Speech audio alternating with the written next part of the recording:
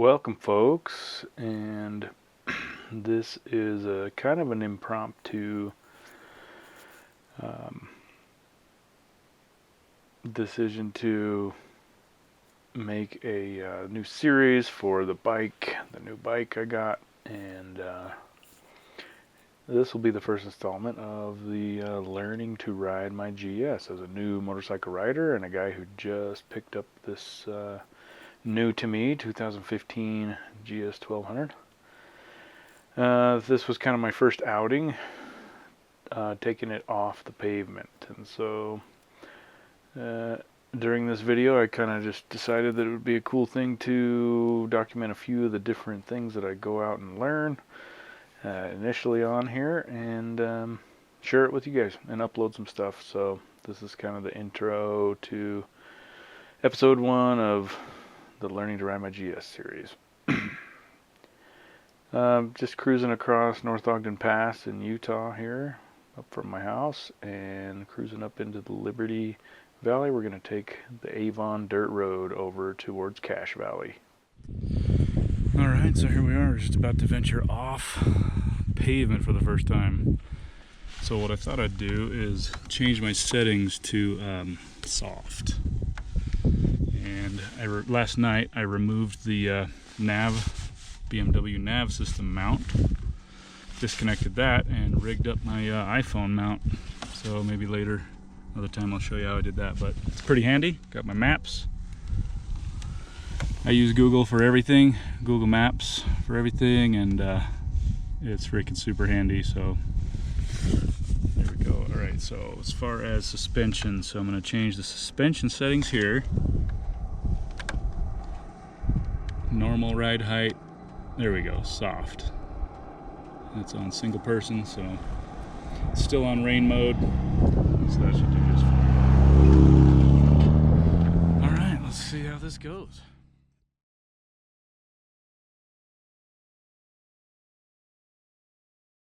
So this is the Avon Road leading up from Liberty up in Ogden Valley. And right here where I paused and stopped there is where I disabled active traction control, because as the rear wheel's trying to spin, you know, it tried to activate. So that was the first thing I needed to do. So quick disabled that, and no problem, we were underway. And so this is kind of an ideal road for this first venture, because it's a known road to me. I travel it pretty frequently in my 4x4 trucks, and it's a little bit challenging. But nothing too challenging. So I thought it would be an excellent opportunity to take the bike out for its first outing.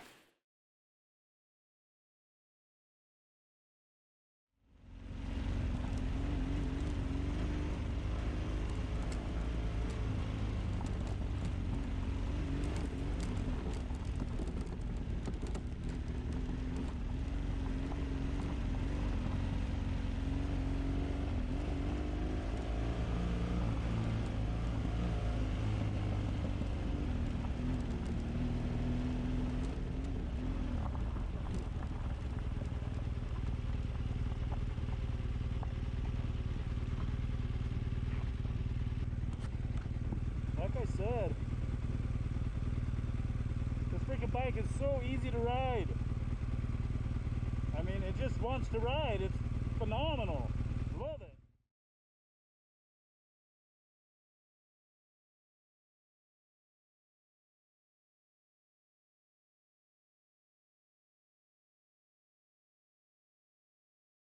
There's a super nice little spot to take a break. One little sliver of shade for the GS. Oh man, quite surprised there's this much water right through here. A couple miles up the canyon, there certainly wasn't this much water.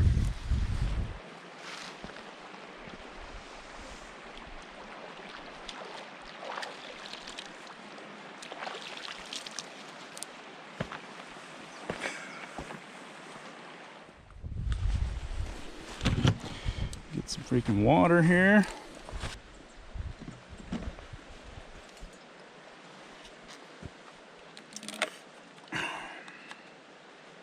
So, a couple thoughts here. I guess I'm just gonna have to start a whole series on learning to ride my GS. A new rider's perspective. So, some more ramblings, some insights, some thoughts I've had. Okay, so let me just real quick, I wanted to check these forks, these shocks, because they are certainly being worked. Just kind of see how warm they're getting. They're not warm at all. I mean, they're just ambient temperature, so that's good. What about this one? There's the main shock, and it's a little warm to the touch, yeah, but not too bad. Maybe 10-20 degrees over ambient. Gearbox, it's a little warm. Let's see how hot the just kidding. Anyways, yeah, those things are handling shit real nice. I left the pressure up in these tires because what I wanted to do really with this trip was just basically take a dirt road that has some challenging rocks and potholes and stuff for several miles, and get an idea of the baseline of where to go from here as far as adjusting things, changing pressures. I can't remember exactly what they are, but probably 35 in the front, 42 in the back, something like that. It tells you on the instruments, but so I'll definitely be airing down next time I go out. But I've pretty much been averaging 20 miles an hour, and I did see, I think, 32 a couple times, and I really didn't even have to apply the brakes, maybe once or twice over the last 7-8 miles. And the only even mildly level 1 sketchy situation was a side-by-side 2-seater come hauling ass, and he was coming right to me, and he obviously didn't see me, but good thing I was only going about 2 miles an hour, so it wasn't a problem for me. But he finally saw me and made his turn, but not so much as a single sketchy instance to speak of. And you know, lots of boulders, ankle-sized boulders and potholes all around. It's really comfortable to stand up in certain cases, and this big hump right here on the tank is kind of like, you look at it and you're like, why is that there? I mean, like, I guess maybe some electronic wires and stuff go down through here, but I think when I'm standing up on it, maybe that's why they put it there.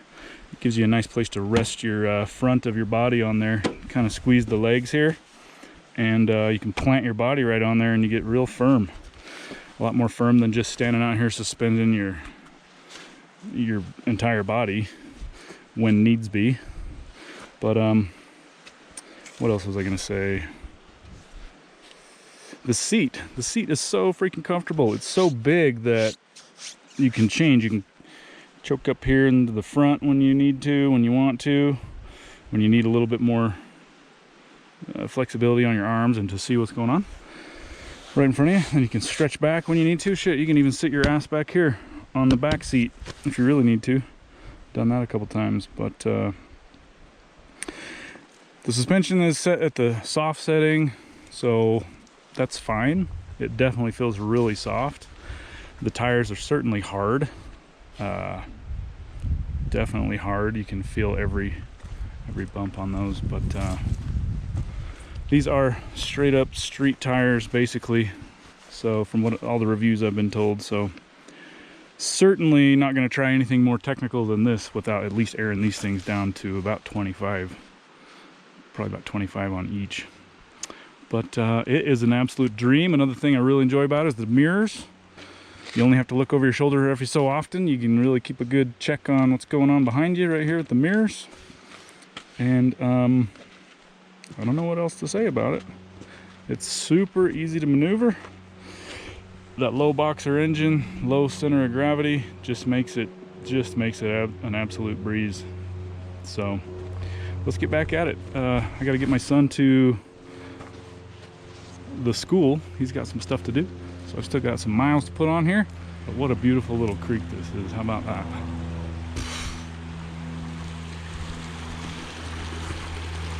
this water certainly runs dry. Usually by midsummer we've had a hellacious, enormous snowfall this year here in Utah, so it's really been one for the history books. Actually, I would be shocked to see any fish in this creek whatsoever, even tiny ones. So here we are, just about into August. There's a good amount of water flowing still, so it's pretty crazy. All right, let's get back after it.